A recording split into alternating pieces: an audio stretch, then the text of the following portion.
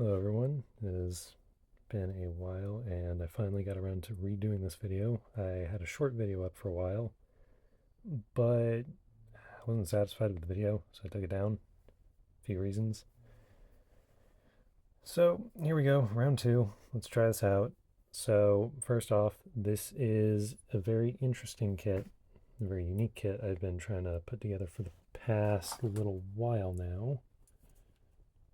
No, that's not good. Uh-oh.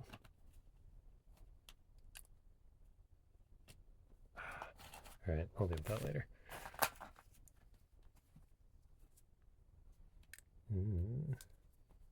I'll need to fix that later. That's not good. Anyways, sorry for getting sidetracked. My chin strap's ripping a little bit. It's not good. This is a mid to late 1990s Marine Force recon kit I've been working on with the help of a buddy of mine who also is working on a Marine Force recon kit, and Gunnery Sergeant Robert Blanton, a Marine Force recon veteran who has answered just about every question I could ask on this kit. It's helped me out a lot, and I have tried more or less replicating his vest setup to the best of my abilities, all things considered. And this is not an original pouch. I made an adapter for a Molly pouch that looks relatively close, and I had a paracord here. I'll touch on that in a bit. But yeah, this is the kit, and I'm going to go over each bit the best I can, because this is not a... This system in itself is not very common, and neither is most of the stuff. So let's get right into it. I'm going to try to start from the top and go to the bottom the best I can. Maybe get a little sidetracked along the way. We'll see. So first off, this is a podged helmet.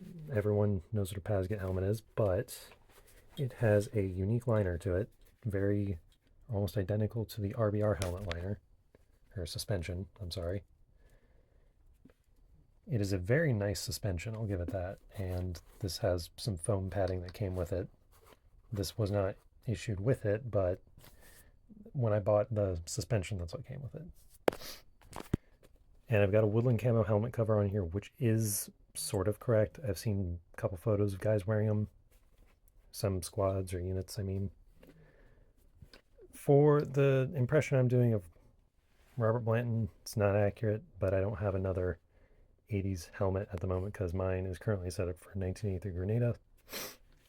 I could swap this helmet out for the Grenada one if I really wanted to, but I don't feel like it right now, and the other helmet doesn't have much paint left on it. So I'm just going with cover until I can get another helmet. So yeah, it's got the nice suspension. It's a very nice suspension, very easy to adjust, and there's a little rip happening there, which wasn't there before, which is a little disconcerting, so I might need to try to fix that if I can. If not, I'm going to be in a little bit of trouble, but I do have parts of an RBR suspension I could swap it out for, but I really don't want to because I really love this one. Up here, I've got some Bolle X500 goggles.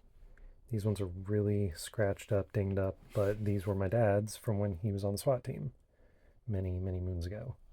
So I'm using these. I want to get a nicer pair eventually if I can, but for now, these do work.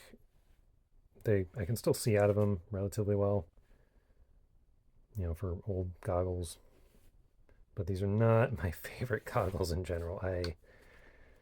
They're goggles. They work. So that's that for the helmet. Not much else going on there that's special. Just trying to find, yeah, I'll just set that there, whatever. I don't have a whole lot of room to work with right now, so I'm just gonna throw in things places. So the meat and potatoes of this whole kit, the thing that makes it special is the vest. So this is the close quarters battle equipment assault vest system, or armored vest system. It's one of the two. I think it's assault vest system. It was made by Point Blank for a couple of years, or for like, I think maybe 5 years, give or take. They made these more for the military, specifically force recon and some fast units, but law enforcement did use these for a little bit, after the Marine Corps, just stopped using these because of a Chinook accident, and a couple people died because they couldn't get this vest off fast enough, because this is a vest and webbing system combined. There's 2 sets of straps up here, so it was just not easy to take off, especially waterlogged, because this is a very heavy vest as is, especially with the ceramic plates inside, and loaded down with gear, because this vest is more or less how it would be set up, minus maybe this pouch, but it was personal preference. Very unique vest system. You do not see these very often, and if you do, it's either cheap or expensive. There is no in between. I happen to get mine for very, very cheap. It had 2 M4 mag pouches, 2 less lethal pouches, a blank panel, which I have over with the assault pack I bought for this a while back. Which actually, let me go grab that. 1 second. I should have grabbed this beforehand.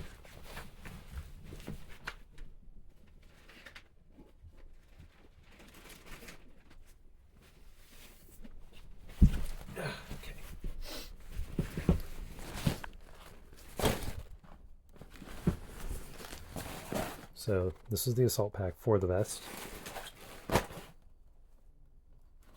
I bought this a while back from a buddy of mine who also does force recon stuff. He had a spare. And these are the other 2 patches that came with my vest initially. I replaced these. These were shot cord, but they came off many moons ago before I bought it. And this is one of the blanking panels for the vest. I just keep those in one of the pockets here because I don't know where else to put it.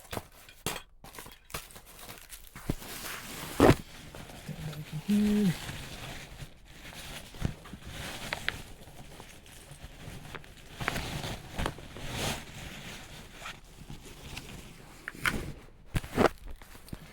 I will show you guys where that assault pack attaches to in just a moment. So this is the front of my vest. This is how, at least from what I can tell, Rob Blanton set his up from photos I've seen and from some conversations I've had with him. So MP5 and 1911 mag patch down here on the bottom right, or bottom left, sorry. General purpose pouch here. I have a pair of CVC gloves in here right now. We'll talk about that in just a second. He would normally use this as a dump pouch combined with a drop leg GP pouch he would keep on his belt. I do not have one at the moment. I made an adapter for this pouch to go on the belt, but as you can see, it's on the vest right now, so it can't be on the belt. And the GP pouch is just a little bit different. It is sewn up to here with the zipper starting right around where my fingers are, and it's got about a 2 to 3 inch section that drops down, attaches to the vest, so it can sit right around here. It's just enough for 2 sections of these snaps, so it's like maybe 2 to 4 inches, or about 4 inches maybe, give or take. 4 inches. Yeah, sounds about right. Anyways, M4/MP5 mag patch up here has a pocket for 2 pistol mags, whether it be an M1911 or an M9. They used 1911s in Force Recon, so that's what I'm going to go off of, despite a holster that I have that I will show you soon. Up here's a less lethal pouch, used for a lot of things, but I just keep some smaller items in here for the moment, like an original Surefire 6P. It's supposed to be a 6R, but those are expensive, and I got this for really cheap, and it still works. This is a very nice flashlight. I want to get the upgrade kit eventually, if I can find one for a decent price. But got that in there for now. It's a really nice flashlight. I have a VFC 310 light that I broke trying to install this pressure switch, and this isn't even installed. It's just there. This used to work until I somehow broke it, and I've tried contacting the company for a replacement part, but they said they're out of stock. So unless I can get a replacement part soon, because I broke the entire switch assembly in there, I'm going to just have to buy a whole new light, which means I'm out $75. but at the very least it'll look nice on an airsoft gun, so I guess that's something. And here I've got a Lash 2 throat mic. It's missing the belt clip, or the clip on the throat mic, or on the push to talk, and it's missing the earpiece, but those are relatively cheap, I guess, so I'm not too terribly worried. Let me try to get this flashlight back in.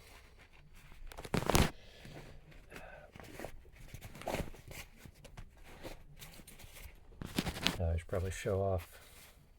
There's 3 little elastic loops in there for holding things like batons, maybe flashbangs, just other various items like that. And like I said, I just keep a Surefire 6P in there right now because I don't have much else to put in there.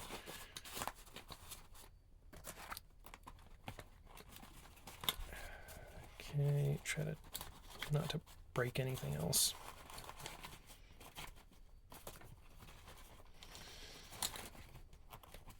I'm trying not to set my phone down as much as possible during this, so apologies. Alright, good enough. So this is the pistol mag pouch. Just got a warning my phone's getting hot, so that's lovely, great. So there's 2 elastic loops to hold mag pouches, 1911 or M9.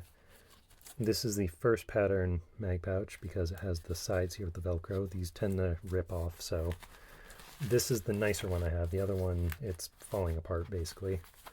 This entire system is notorious for sort of destroying itself.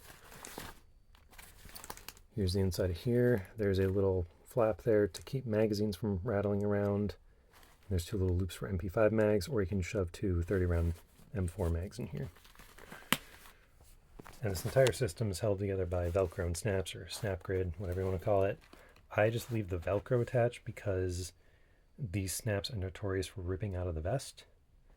So because I don't want my vest to get ruined over time, I just choose to use the Velcro.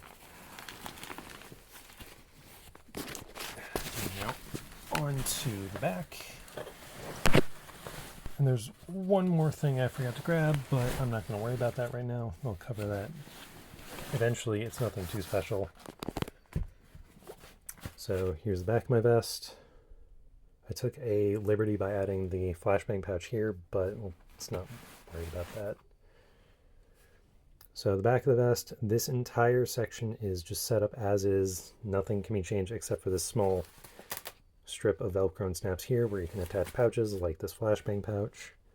Some guys would put their flashbang pouches there, some wouldn't. Some would add another less lethal pouch or something. It doesn't really matter too much. But I added that there because I wanted to. So these are the 2 GP pouches on the back.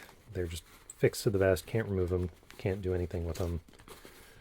They're both set up the exact same way on the inside with shock cord, these drawstrings, and some elastic to hold whatever. And this one was broken when I got it initially, so I had to sort of kind of mend it. It's not perfect, but it looks good, I guess. And I had to replace the buckle on this side. And this side I leave open because this was used to hold the gas mask, which I'll show off here in a little bit once I'm done. And this side was not broken, thankfully. And as promised, so these 2 buckles here and 2 buckles up here on the shoulders were used to hold the assault pack. And it makes it look very, very bulky, but it's an assault pack, so you can put whatever you need inside. It was rated up to, I think, 30 pounds, give or take. And since I'm here, show off the radio. This is a Motorola Sabre 1 encrypted model, and it's actually a submersible saber, as you can tell by the gold text.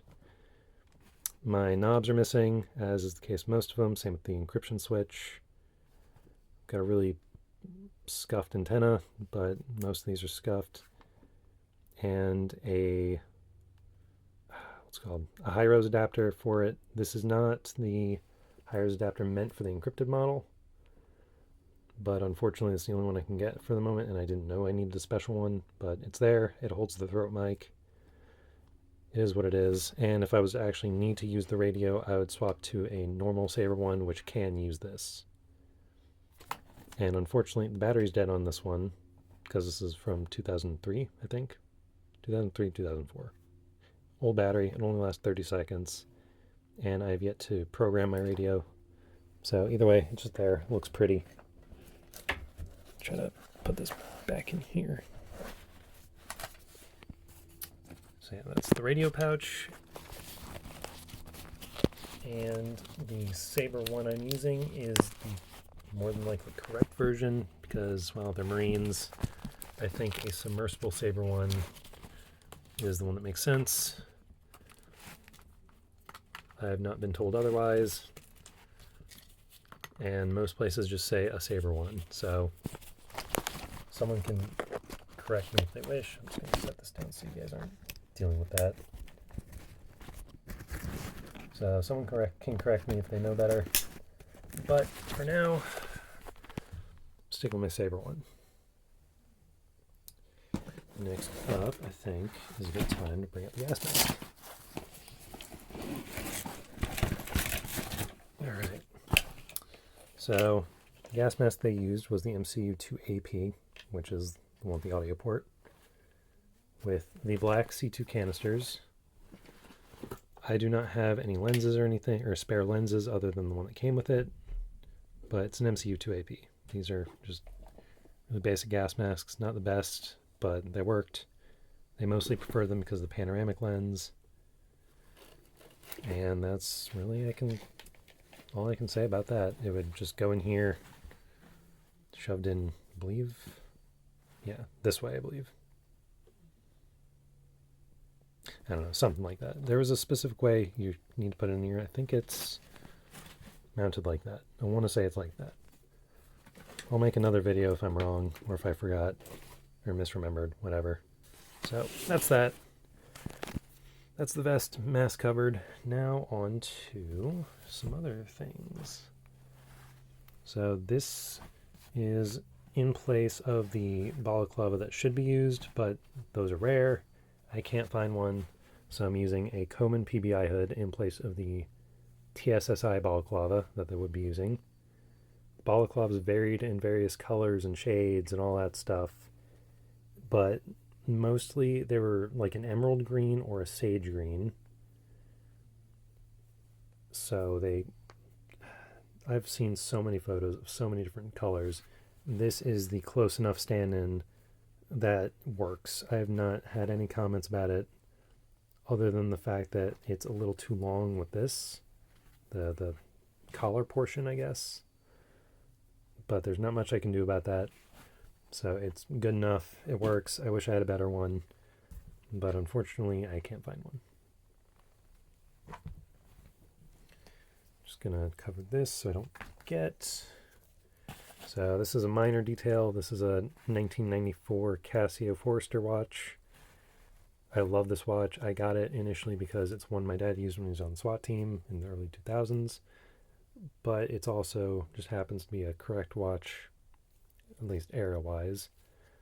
Most guys prefer the G-Shocks of various different types. I just like this one. I want to get a G-Shock eventually. Well, correct G-Shock. But I'm going with that one for now. Moving down. So this is a set of flyer coveralls. This is the DLA number and the stock number. These are the exact same type that are mentioned in the Marine Force Recon Close Quarters Battle Equipment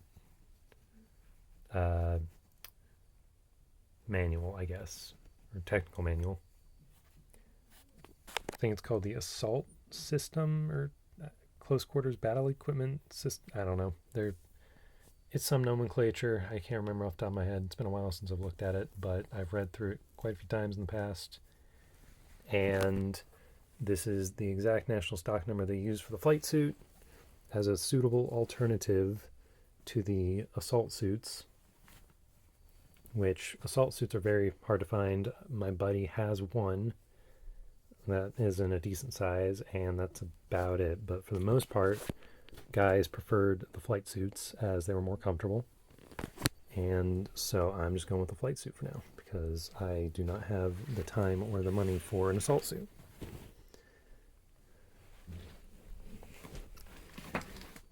Moving on a bit, these are just normal CVC gloves. Flyer or pilot's gloves or flyer gloves are also suitable. I need a pair of flyer gloves.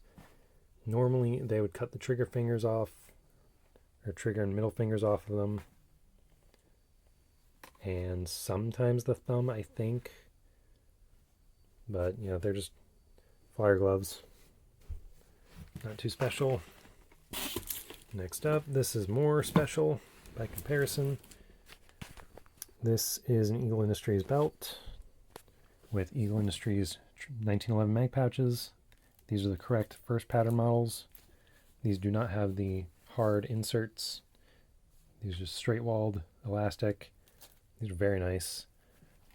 And I'm sure some people comment how I have them mounted, but that is the correct mounting for when you wear a vest, because this entire thing is set up for when wearing a vest. I have this drop leg knife adapter, which I got from a Green Beret who said he got it from a Force Recon Marine from back in the day. So it's for mounting really any knife. There's a cold steel Tonto I need to buy for my kit, but that's for a later date. So next up, little DIY pistol lanyard made to the exact specs I was given by Rob Blanton. This is a old telephone cable and a piece of, or a fishing tackle, little clip thing, just held on by electrical tape and some 100-mile-an-hour tape. And yeah, it's a very, very nice pistol lanyard, actually. It works surprisingly well. It's what they had, it's what they made do with, and I really appreciate it. It's very nice. And onto one of the more expensive pieces of this is a Safariland 3004. This is not the correct model for the correct pistol, but it's what I have, and I got it for a good deal, so I'm not going to complain too much. And it's a nice stand-in at the very least because it's a 3004. What I need is a Safariland 3004 or a 3005 for 1911 that accepts the Surefire 310. Unfortunately, I just have this one for Bred M9, not light bearing at all, but it's still a very nice holster. I love this holster. I don't think I'm going to get rid of this holster anytime soon, even if I do get one for 1911. And lastly, for the belt, I have this original Gerber plier multi-tool, or Gerber multiplier survival tool. They call it 50 different things in the manual. It's a Gerber multiplier tool, first pattern with the blunt nose. It's very nice condition.